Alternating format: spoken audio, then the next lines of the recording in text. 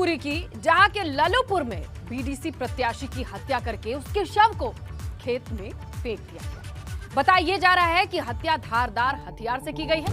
Police के आला अधिकारी मौके पर पहुंचकर जांच में जुटे हुए हैं। जो अपने हैं वो कई बिंदुओं पर जानकारी दे रहे हैं और इसी के आधार पर आगे की जांच की जाएगी। चलिए ज्यादा जानकारी सहयोगी अर्पित से। अर्पित, ये बताइए कि क्या जानकारी मिल रही है? जो लोग अपनी जानकारी दे रहे हैं, जो अपने हैं, उनका क्या क्या आरोप है? उनके आरोप हैं कि जो भी मर्डर हुआ है और उसको वो बीटीसी का चुनाव लड़ रहा था वो कैंडिडेट, और कई दिन से एक अच्छे प्रयास में भी था वो कि एक अच्छा चुनाव लड़ा जाए। साथ ही साथ लोग भी उसके कई समर्थक में थे, जैसा कि उसके परिवार का कहना है। और उसके साथ साथ उसका कल रात में मर्डर हो जाता है। उसको एक धार वाली तलवार उससे किसी से काट करके उसकी गर्दन को अलग खेत में डाल दिया जाता है। सुबह जब लोग अपने घर से निकलते हैं तो उनको खेत में डेड बॉडी देखने को मिलती है। उसी से ही पूरे गांव में एक तरीके से कोहराम चमकता है और सभी लोग इकट्ठे होकर के गांव के वहां पहुंचते हैं। साथ ही पुलिस भी मौके पे पहुंचती है। पुलिस का कहना है कि अभी सारे आला अधिकारी जांच में जुटे हुए हैं। पूरी घटना का जांच हो गई है, फॉरेंसिक टीम भी वहाँ बुलाई गई है।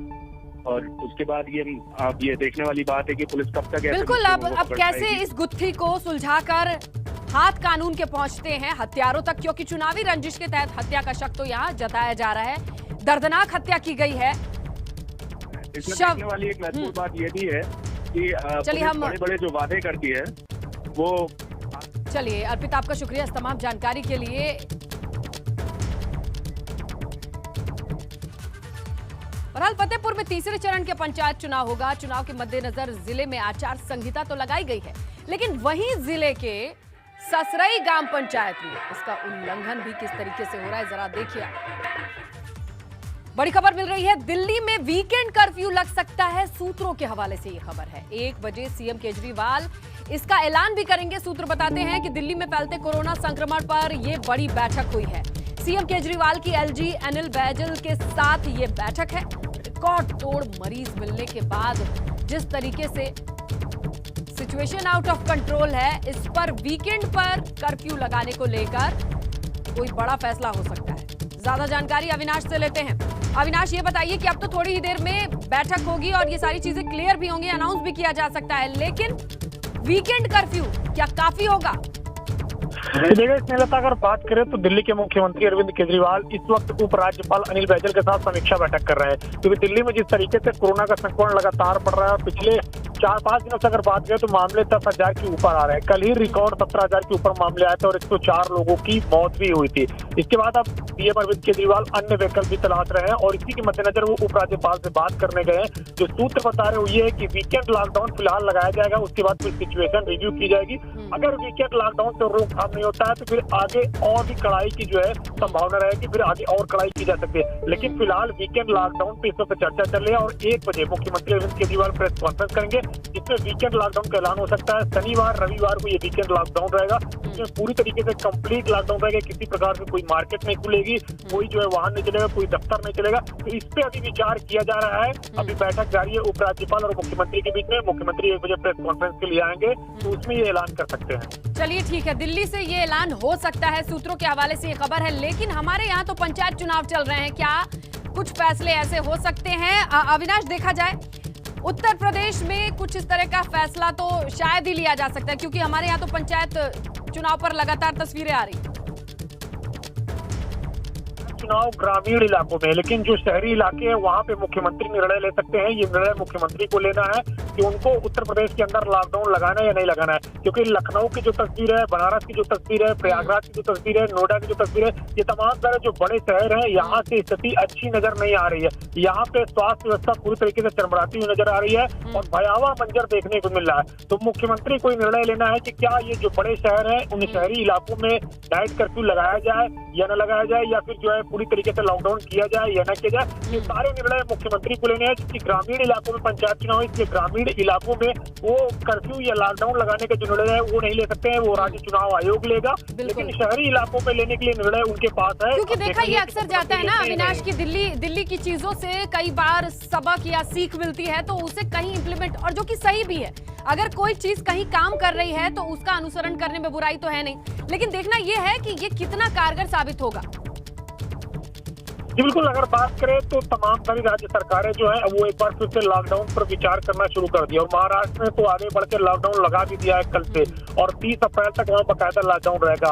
देश की आर्थिक राजधानी कही जाती है बम्बई, वहाँ पे पूरी तरीके से लॉकडाउन है। तो जब इतने बड़े बड़े शहर लॉकडाउन में चले गए, महाराष्ट्र जैसा राज्य चला गया जहाँ पे सबसे ज्यादा रोजगार देने का काम होता है, जो कि देश की आर्थिक राजधानी कही जाती है, जहाँ से देश की बड़ी अर्थव्यवस्था संचालित होती है, तो जो बाकी अन्य राज्य है वो भी अब विचार करना शुरू कर दिया है। दिल्ली के मुख्यमंत्री ने भी अब विचार करना शुरू कर दिया है, और अभी कुछ देर में ऐलान ये कर देंगे वीकेंड लॉकडाउन का। तो ऐसे में उत्तर प्रदेश को भी अब इस बारे में सोचना चाहिए, क्योंकि जिस तरीके से लखनऊ में, नोएडा में, प्रयागराज में, वाराणसी में, कानपुर में केसेस आ रहे हैं, लोगों को अस्पताल में बेड नहीं मिल रहे हैं, डॉक्टर नहीं मिल रहे हैं। भाई देखिए, लॉकडाउन की स्थिति तब तक ही नहीं बननी चाहिए जब तक लगे कि हमारे पास अस्पताल है, बेड है, अगर बुरी परिस्थिति होती हम तैयार हैं, लेकिन ऐसी कोई भी चीज नजर तो नहीं आ रही। अब इसके बाद क्या बचता है अंतिम विकल्प, शायद उसकी ओर फैसला लेते हुए नजर आ सकते हैं अरविंद केजरीवाल। आपका शुक्रिया अविनाश तमाम जानकारी के लिए। तो कोरोना ने एक बार फिर से पलटवार किया है, एक बार फिर से इंसानियत पर महामारी भारी पड़ने लगी। ऐसे में अब हालात ऐसे हो चुके हैं कि अस्पतालों से लेकर शमशान तक जगह नहीं। कोरोना के पलटवार ने इंसानियत को मजबूर कर दिया है। अब सवाल ये है कि आखिर इस महामारी को मृत्यु दंड कब?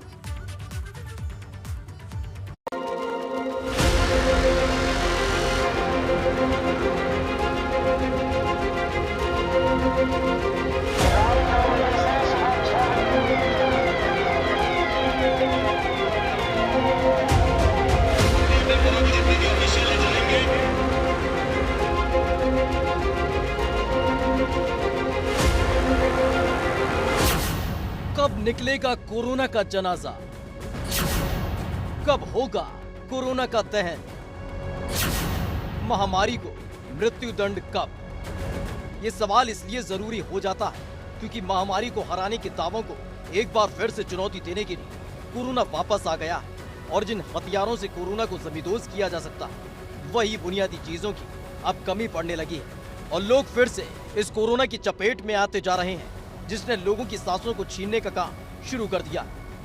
तो वहीं सूबे के मुखिया योगी आदित्यनाथ से लेकर सूबे के पूर्व मुख्यमंत्री अखिलेश यादव तक कोरोना महामारी की चपेट में आ गए, जिसने इस खतरे के स्तर को बता दिया। कोरोना की वापसी से सिर्फ जिंदगियां यूं ही हल्का नहीं हुई, बल्कि इस महामारी से लड़ने के लिए जिन चीजों की जरूरत है उनकी कमी ने इंसान को मजबूर और लाचार बना दिया है। उसमें सबसे पहली बुनियादी जरूरत है अस्पताल में बेड की। लेकिन इसे आप अपनी बदकिस्मती कहें या स्वास्थ्य महकमे का निकम्मापन, क्योंकि जब कोरोना अपने सबसे पीक पर है तब आपकी जिंदगी भगवान भरोसे है। क्योंकि गलती से अगर आपको कोरोना हो गया और आप सोच रहे हैं कि अस्पताल में जाकर इलाज करा लेंगे तो ये आपकी भूल है, क्योंकि यूपी के ज्यादातर अस्पताल बेड की कमी से जूझ रहे हैं, जबकि यूपी में हर दिन मरीजों का आंकड़ा बढ़ रहा है। अकेले लखनऊ में नए केस हर दिन के हिसाब से 5000 के पार जा रहे हैं, लेकिन सिर्फ परेशानी बेड की किल्लत की नहीं है, मरीजों को अस्पताल ले जाने के लिए एम्बुलेंस तक नहीं है। फोन पर बुलाने पर भी एम्बुलेंस 5 से 6 घंटे में पहुंच रही है। क्या नाम है आपका सर? मेरा नाम अरविंद चौरसिया है, मैं लखनऊ अलीगंज का रहने वाला हूँ। परसों मेरी वाइफ को कोविड पॉजिटिव आया था रिपोर्ट, और आज मॉर्निंग करीब 1 बजे उसकी डेथ हो गई। ये आपकी वाइफ की बॉडी कहाँ है? एम्बुलेंस में है? नहीं, क्योंकि घर में डेथ हुई थी, इसलिए मैं तुरंत पहले लेके हॉस्पिटल दौड़ा। तो हॉस्पिटल में पहुंच के, तो हालांकि जिस हॉस्पिटल गया वहाँ बेड की अवेलेबिलिटी थी ही नहीं। फिर भी डॉक्टर साहब नीचे आए, उन्होंने चेक किया, बोले कि अब वो है नहीं। तो फिर गाड़ी से ही फिर मैं इधर ले आया। तो गाड़ी अभी कितनी देर से आप यहाँ पर हैं? मैं 3:30 बजे आ गया था और लगभग 6:30 बज रहा है। अभी यहाँ कितनी देर और लगनी है? क्या बात हुई है आपकी? अभी कुछ सीन क्लियर नहीं है, लोग मेरे लगे हुए हैं, टोकन वगैरह ले रखा है।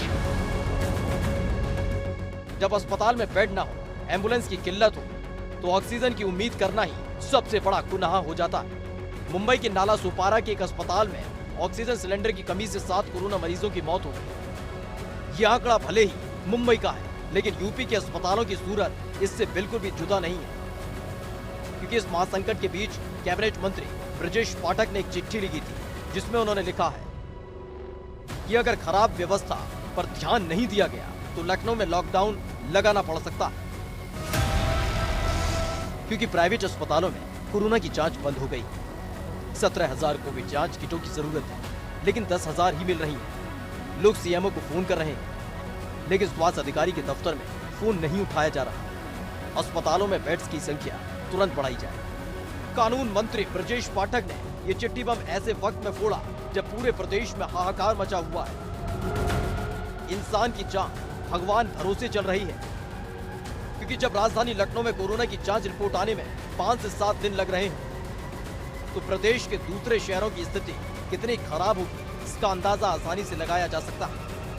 क्योंकि सच ये है कि अब शमशान से लेकर कब्रिस्तान तक स्थिति आउट ऑफ कंट्रोल हो गई है। लखनऊ के ऐशबाग स्थित सबसे बड़े कब्रिस्तान में हालात इतने बुरे हो चुके हैं कि जहां आमतौर पर 6 से 8 शव रोज आते थे, वहीं अब इनकी संख्या 3 गुना बढ़ चुकी है।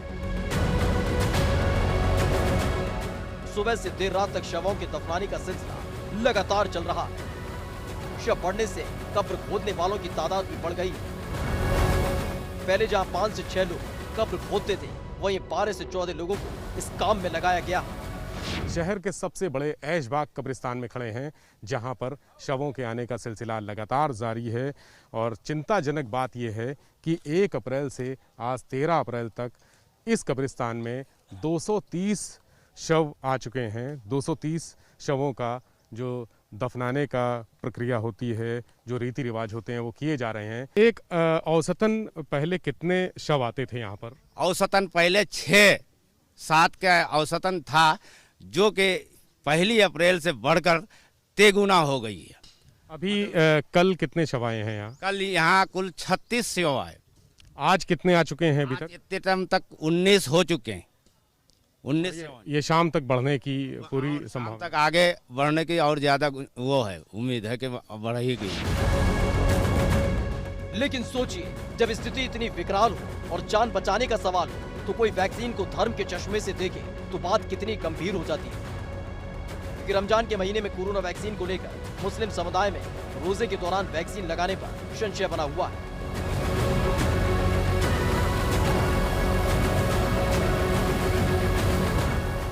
जरा सोचिए, जब मरीजों को अस्पताल में बेड न मिले, एम्बुलेंस न मिले, ऑक्सीजन न मिले, तब कोई समुदाय वैक्सीन को लेकर ऐसा बयान दे तो सवाल खड़ा हो जाता है। क्योंकि ये वक्त कातिल कोरोना को मात देने का, जिंदगी से जीतने का, खुद को संभालने का, क्योंकि यहाँ आपकी जिंदगी भगवान भरोसे।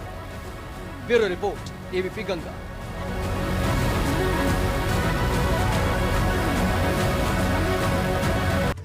ग्रेटर नोएडा के दादरी में चोरों के हौसले इस कदर बुलंद हैं कि मंदिर में दान पात्र को अपना निशाना बनाते नजर आए। 2 अज्ञात चोरों ने मंदिर के दान पात्र का ताला तोड़कर चोरी की। मंदिर के दान पात्र से पैसे चोरी करके फरार हो गए। घटना को अंजाम देते हुए ये चोर सीसीटीवी में कैद जरूर हुए हैं। तो ये सीसीटीवी फुटेज है, जहां पर साफ दिख रहा है कि बड़े आराम से, मजे से चोरी करके दान पात्र से ये जाते हुए दिख रहे हैं। अंका रोड पे एक मंदिर से दान पात्र को तोड़ लिया गया। तोड़ करके पूरे दान पात्र सहित उसकी चोरी कर ली गई। सीसीटीवी कैमरे में ये घटना कैद हुई। ले जाते हुए दोनों चोर सीसीटीवी में कैद हुए। इसके आधार पर एक टीम का गठन किया गया। टीम ने इन दोनों लड़कों की पहचान की। इसमें से एक सौरभ और दूसरा बाल अपचारी है। सौरभ को गिरफ्तार किया गया है। बाल अपचारी को बाल संरक्षण अधिकारी के द्वारा कब्जे में लिया गया है। इनके पास से दान पात्र से चोरी किए गए सभी पैसे, सभी रुपए बरामद किए गए हैं। नोएडा के बिसरख थाना की पुलिस ने एक ब्लाइंड मर्डर का खुलासा करते हुए 2 लोगों को गिरफ्तार किया है। आरोपी मृतक के दोस्त हैं और मृतक इनमें से एक को ब्लैकमेल कर रहा था। शराब की पार्टी के दौरान विवाद होने पर दोनों दोस्तों ने ईंट से मारकर निर्मम हत्या कर दी, शव को फेंककर फरार हो गए। पुलिस ने इन्हें गिरफ्तार किया और आरोपियों की निशानदेही पर हत्या में प्रयोग की गई ईंट को बरामद किया है।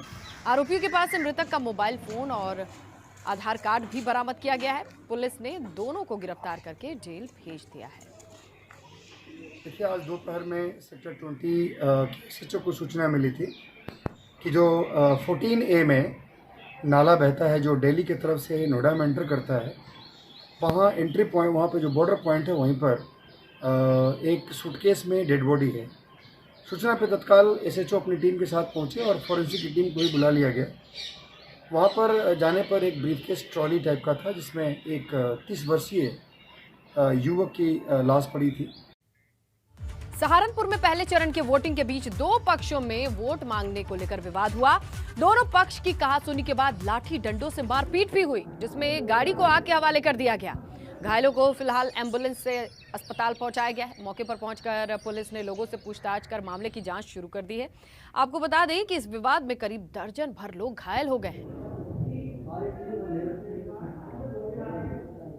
तो शांतिपूर्ण तरीके से मतदान की कोशिश तो रहती है, लेकिन सहारनपुर से आई तस्वीरें कुछ और ही बयां कर रही हैं। जहां देखिए किस तरीके से विवाद इतना बढ़ गया कि दर्जन भर लोग घायल हैं, अस्पताल में इलाज चल रहा है। ये बड़ौदा थाना क्षेत्र में गांव पड़ता है जड़ौदा पांडा। ये रात की घटना है जिसमें कि दो प्रत्याशी, प्रधान प्रत्याशी हैं, उनमें आपस में जो है इसी को लेकर विवाद हो गया था। आपस में एक दूसरे के जिनके समर्थक जो है आपस में घूम रहे थे रात में, तो उसी को लेकर विवाद हुआ। उसमें जो है एक प्रधान प्रत्याशी जो है राकेश नाम के, उनको जो है थोड़ी चोटें आई और उनको जो है तुरंत ही पुलिस ने तत्काल मौके पहुंचकर उनको हॉस्पिटल पहुंचाया, जहां उनका इलाज है वो ठीक है।